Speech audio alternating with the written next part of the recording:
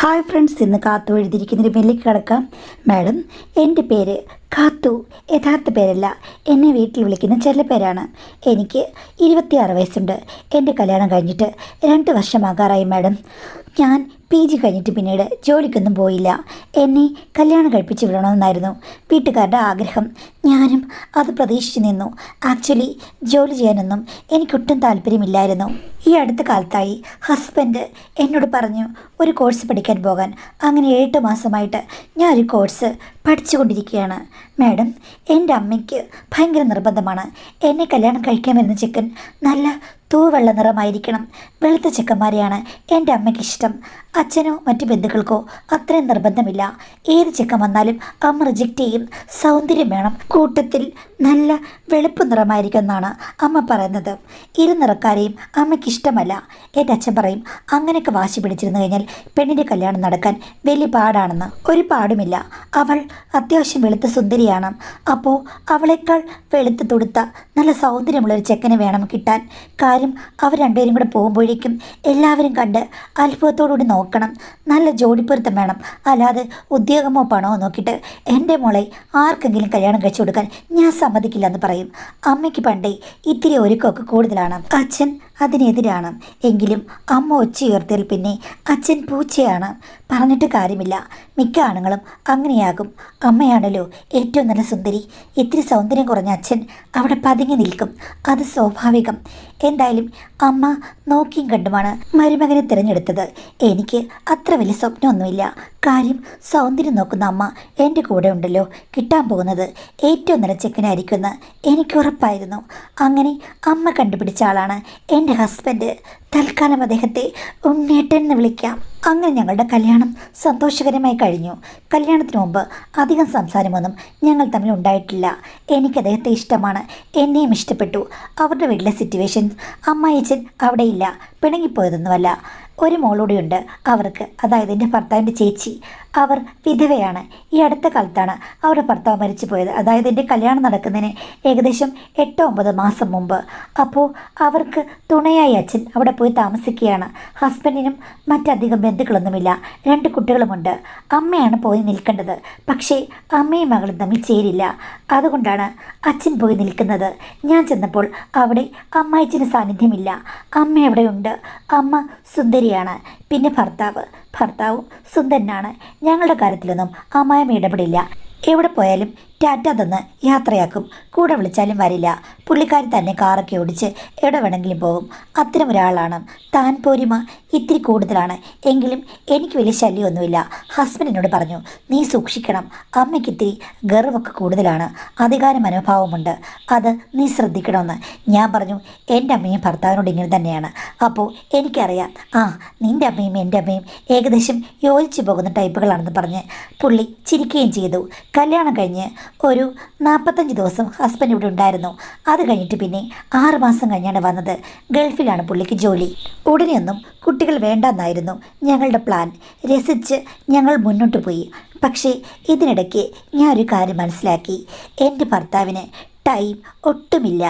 അത് എനിക്ക് മനസ്സിലായത് എങ്ങനെയാണെന്ന് വെച്ച് കഴിഞ്ഞാൽ എൻ്റെ കൂട്ടുകാരികൾക്ക് പറഞ്ഞിട്ടുണ്ട്, ഹസ്ബൻഡ് നമുക്ക് രസം പകർന്നു നൽകുമ്പോൾ നമ്മൾക്കും ആ കൂട്ടത്തിൽ ഒത്തുചേർന്ന് തുള്ളാനാകും. ഒരുമിച്ച് രസങ്ങളിലൂടെ കടന്നു പോകുമ്പോഴാണ് ദാമ്പത്യ ജീവിതം നല്ല മൈലേജായിട്ട് മുന്നോട്ട് പോകാമെന്ന്. പക്ഷേ ഇതെല്ലാം 10 മിനിറ്റുള്ളിൽ തന്നെ കഴിയും. ഇനി അദ്ദേഹം എന്നെ സ്നേഹിക്കാൻ തുടങ്ങിയാലും സ്നേഹപ്രകടനങ്ങൾ കഴിഞ്ഞിട്ട് യഥാർത്ഥത്തിൽ തട്ടിൽ കയറുമ്പോഴേക്കും 10 മിനിറ്റ് കൊണ്ട് പുട്ട് ആവിയായിപ്പോയി എന്ന് പറഞ്ഞതുപോലെയാകും. പിന്നെ ഒന്നും പറഞ്ഞിട്ട് കാര്യമില്ല. ഈ അവസ്ഥയാണ്. കല്യാണം കഴിഞ്ഞ് ഒരു കൂട്ടുകാരോട് ഞാൻ കാര്യം പറഞ്ഞു. അപ്പോൾ അവൾ പറഞ്ഞു, അയ്യോ ഇവിടെ പ്രശ്നങ്ങളൊന്നുമില്ലല്ലോ, നിൻ്റെ ഹസ്ബൻഡ് സിനിമ നടന്മാരെ പോലെ സുന്ദരനാണ്, അങ്ങേർക്ക് ഈ കുഴപ്പങ്ങളൊക്കെ ഉണ്ടോ? ഗൾഫിൽ ജോലി ചെയ്യുന്നുണ്ടായിരിക്കും, ചൂടുകൊണ്ടായിരിക്കും മോളെ, സാരമില്ല, ഇപ്പോൾ ഒന്നും പറയാൻ പോകണ്ട, ഉള്ള രസം നഷ്ടപ്പെടുത്തണ്ട.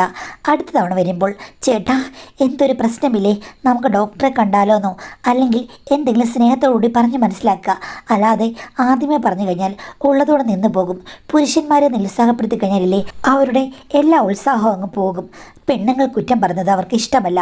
അവരുടെ കഴിവുകൾ തന്നെ അവർ പുറത്തെടുക്കാൻ ഒത്തിരി മടിക്കും. കഴിവുകൾ നഷ്ടപ്പെട്ടു പോകും മോളെ എന്ന് പറഞ്ഞു. അതുകൊണ്ട് ഞാൻ ഒന്നും പറഞ്ഞില്ല. അവളുടെ ഭർത്താവിനാണെങ്കിൽ ഒരു കുഴപ്പവുമില്ല.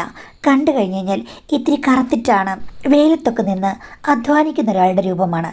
പക്ഷേ പുള്ളി ഇത്തിരി ഹാർഡ് വർക്കുള്ളൊരു കമ്പനിയിലാണ് ജോലി ചെയ്യുന്നത്. സൗന്ദര്യമുള്ളവരെ കിട്ടിക്കഴിഞ്ഞാൽ ജീവിതം ധന്യമാകുമെന്നാണ് അമ്മ പറഞ്ഞത്. ഇവിടെ ധന്യതയുമില്ല, ഒന്നുമില്ല. അവളോട് സംസാരിച്ചപ്പോൾ അവൾ പറഞ്ഞു, അങ്ങനെയൊക്കെ പറഞ്ഞത് ശുദ്ധ വിഡ്ഢിത്തരമാണ്. അതൊന്നുമല്ല. ആണുങ്ങൾക്ക് സൗന്ദര്യവും അങ്ങനെയുള്ള കാര്യങ്ങളൊന്നുമല്ല. അവർക്ക് അവരുടേതായ ക്വാളിറ്റി ഉണ്ട്. പിന്നെ നിൻ്റെ ഭർത്താവിന് ഇല്ലാത്തത് എന്താണെന്നൊന്നും എനിക്കറിയില്ല മോളെ.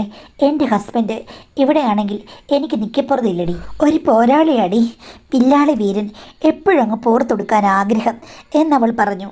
ഇവിടെ അങ്ങനെയൊക്കെ ഉണ്ടെങ്കിലും ഫലം തദൈവയാണല്ലോ. അങ്ങനെ ഭർത്താവ് 6 മാസം പോയപ്പോൾ ഗൾഫിൽ നിന്ന് വിളിക്കും. ഭയങ്കര കാര്യമായിട്ടാണ് വിളിക്കുന്നത്. മോളെ, ചക്കരെ, പൊന്നി, തേനെ എന്നൊക്കെ വിളിക്കും.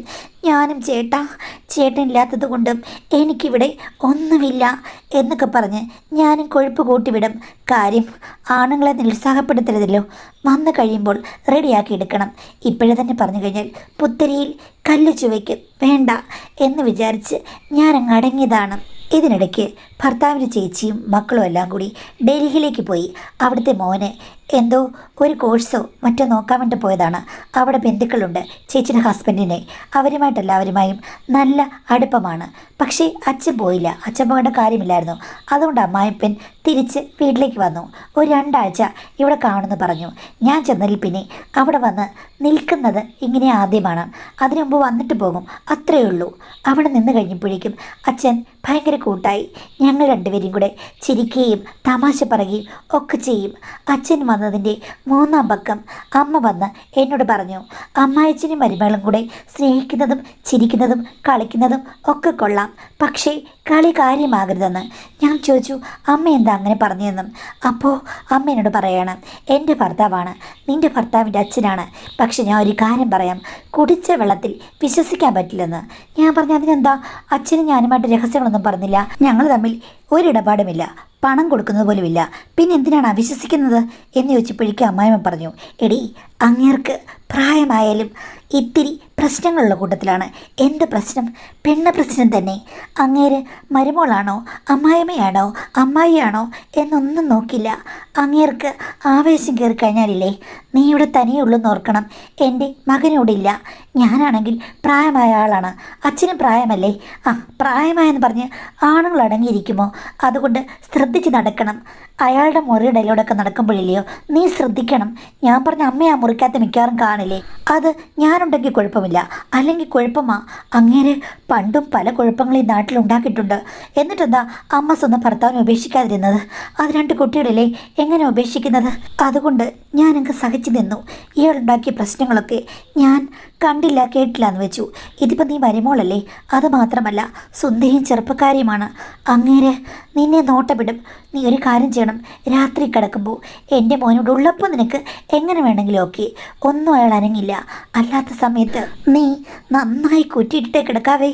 തുറന്നങ്ങും അറിയാതെ പോലെ ഇട്ടേക്കരുത്. അങ്ങേരെ രാത്രി വേണമെങ്കിലും വരും. അമ്മ എന്തൊക്കെയാണ് പറഞ്ഞത്? അച്ഛൻ അങ്ങനെയുള്ള സ്വഭാവമൊന്നുമില്ല. ഞാൻ എപ്പോഴും സംസാരിച്ചുകൊണ്ടിരിക്കുന്നതല്ലേ.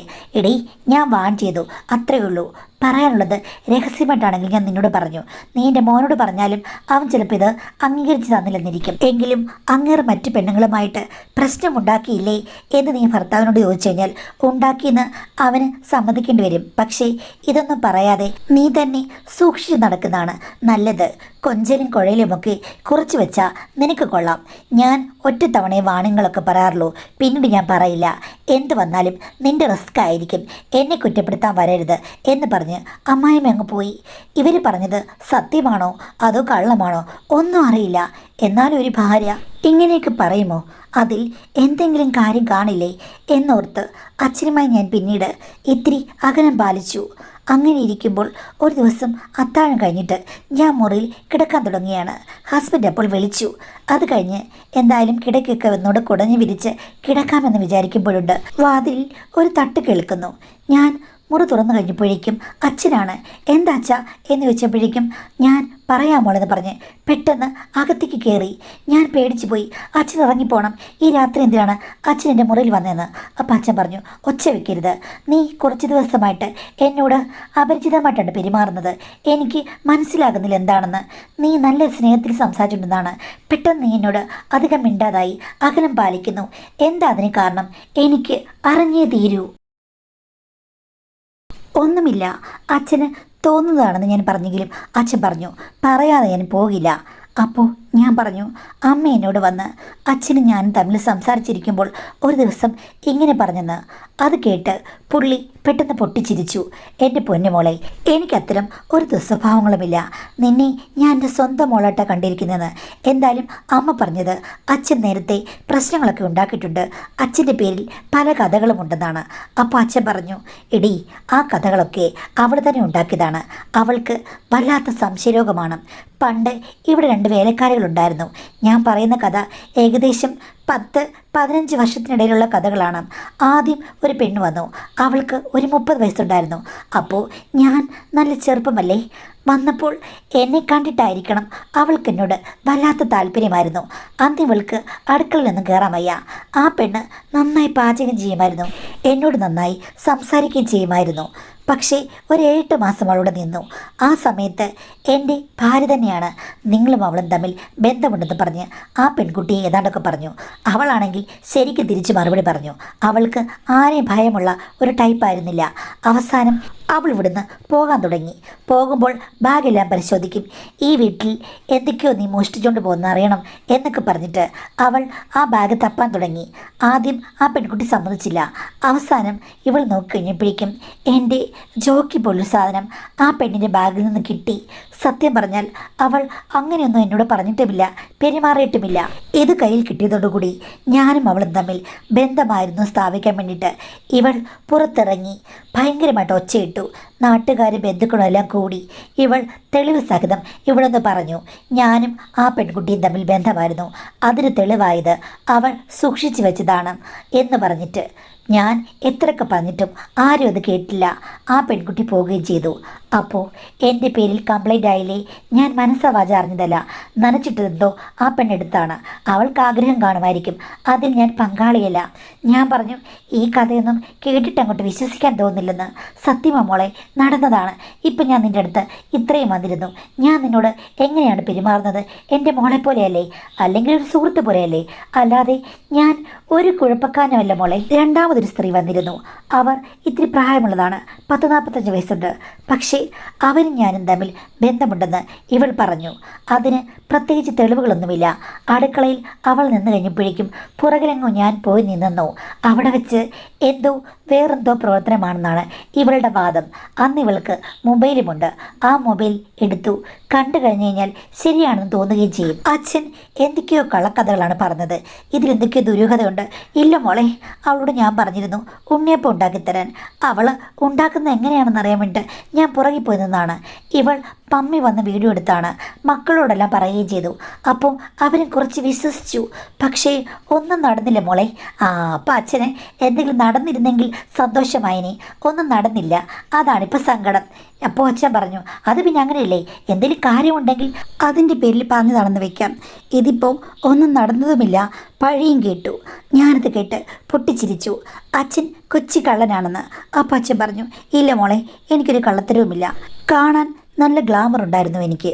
പിന്നെ ജീവിതത്തിൽ ഇങ്ങനൊരു കല്യാണം നടന്നു. അത് കഴിഞ്ഞപ്പോഴാണ് എനിക്കൊരു കാര്യം മനസ്സിലായത്. എനിക്ക് ശരിയായ രീതിയിൽ ഒന്നും മുന്നോട്ട് പോകാൻ പറ്റിയില്ല ദാമ്പത്യത്തിൽ. അതിന് കാരണം മോളോട് ഞാൻ തുറന്നു പറയാം, എന്നെക്കൊണ്ട് പല ചികിത്സ ചെയ്തെങ്കിലും കാര്യങ്ങൾ റെഡിയാക്കി മുന്നോട്ട് കൊണ്ടുപോകാൻ പറ്റാത്ത ഒരവസ്ഥയായിരുന്നു. എന്താ പ്രോബ്ലം, എന്നോട് പറയാൻ പറ്റുന്നെങ്കിൽ പറയൂ എന്ന് പറഞ്ഞു കഴിഞ്ഞപ്പോഴേക്കും അമ്മായിച്ചൻ പറഞ്ഞു, മോളെ, നീ എൻ്റെ മരുമോളാണ്. പക്ഷേ ഇങ്ങനെയൊക്കെ സംശയാസ്പദമായി നീ പറയുമ്പോൾ എനിക്ക് പറഞ്ഞേ പറ്റൂ. ടൈം അത് ഒട്ടുമില്ലാത്ത ഒരാളാണ് ഞാൻ. അന്നുമില്ല ഇന്നുമില്ല. എൻ്റെ ഭാര്യ എന്നെ പലപ്പോഴും അവോയ്ഡ് ചെയ്തിട്ടുണ്ട്. അതിൻ്റെ പേരിൽ ഞാൻ ഒത്തിരി ട്രീറ്റ്മെൻറ്റിന് പോയിട്ടുണ്ട്, പക്ഷേ രക്ഷപ്പെട്ടിട്ടില്ല. അതുകൊണ്ട് തന്നെ എൻ്റെ ജീവിതത്തിൽ ഞാൻ മറ്റു ബന്ധങ്ങൾ മോഹിച്ചിട്ടില്ല, ട്രൈ ചെയ്തിട്ടില്ല. അപകർഷതാബോധമായിരുന്നു.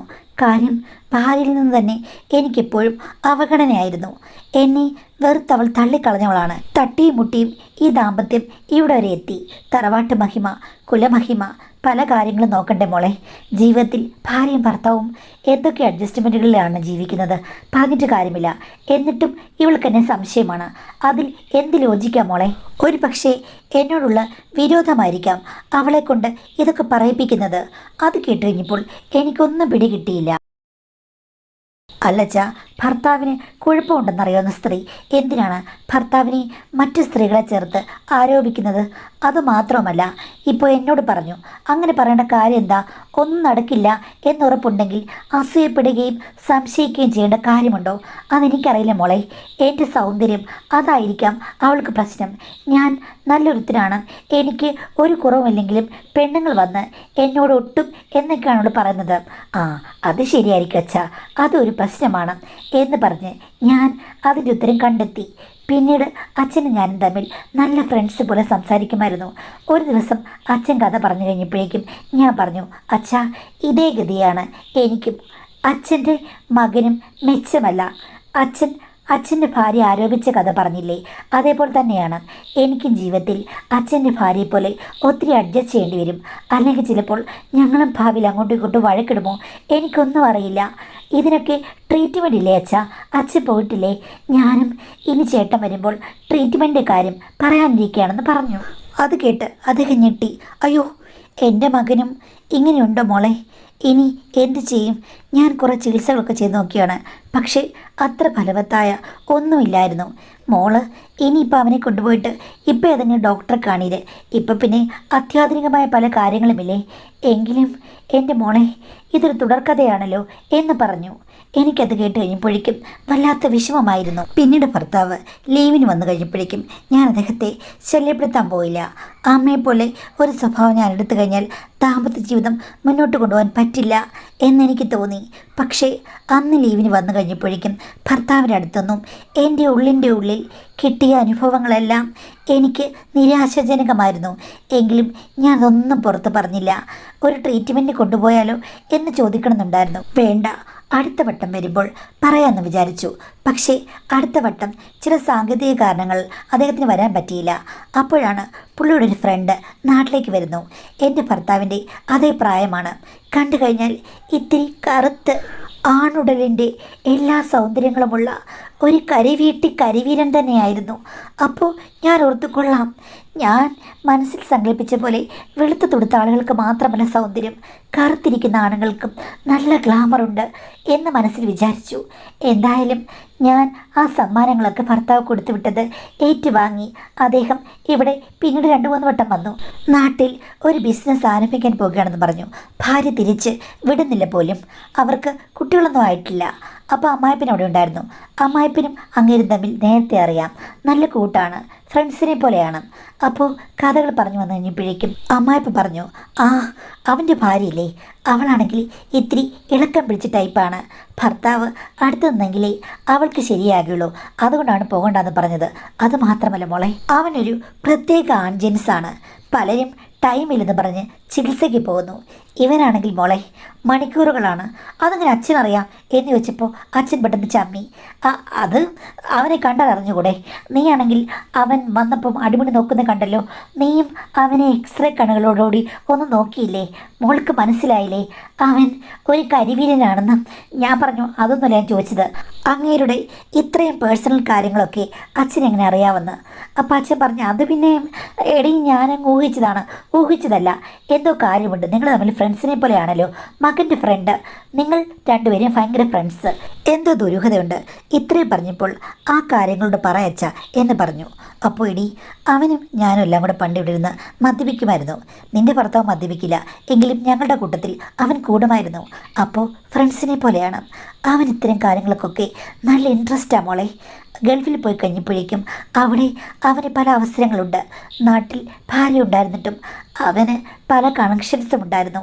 അവിടുന്ന് വീഡിയോ എടുത്ത് എനിക്ക് അയച്ചു തരുമായിരുന്നടി. അപ്പോൾ അവൻ്റെ ഡീറ്റെയിൽസൊക്കെ എനിക്കെങ്ങനെ മനസ്സിലായെന്ന് എനിക്കറിയില്ലേ? ആ വീഡിയോ കണ്ടു കഴിഞ്ഞാൽ ആണുങ്ങൾ പോലും അവനെ ആരാധിക്കും. കാര്യം എല്ലാം കൊണ്ടും മികച്ചു നിൽക്കുന്നതിനാണ്. ടൈമിലാണെങ്കിലും അല്ലെങ്കിലും ഇത് പറഞ്ഞ് അച്ഛൻ പോയ ശേഷം എനിക്ക് അച്ഛനോട് ആ വീഡിയോ വല്ലതുമുണ്ടോ എന്ന് ചോദിക്കണമെന്നുണ്ടായിരുന്നു. ഞാൻ ചോദിച്ചില്ല. എങ്കിലും മനസ്സ് ത്വര മൂലം ഞാൻ ചോദിച്ചു പോയി, അച്ഛാ വീഡിയോ വല്ലതുമുണ്ടോയെന്ന്. അച്ഛൻ സംശയത്തിലൂടെ എന്നെ നോക്കി. എന്താ നിൻ്റെ പ്ലാനെന്ന് ഞാൻ പറഞ്ഞു, എനിക്കൊന്നും അറിയില്ല, വീഡിയോ കാണാനുള്ള ഒരാകാംക്ഷയാണെന്ന് അച്ഛനോട് പറഞ്ഞു. വീഡിയോ കണ്ടു കഴിഞ്ഞ് നിൻ്റെ നെക്സ്റ്റ് സ്റ്റെപ്പ് എന്താണെന്ന് ഞാൻ പറഞ്ഞു. ആവോ എനിക്കറിയില്ല. ഓക്കെ, ഒരു ചെറു വീഡിയോ ഞാൻ തരാമെന്ന് പറഞ്ഞു.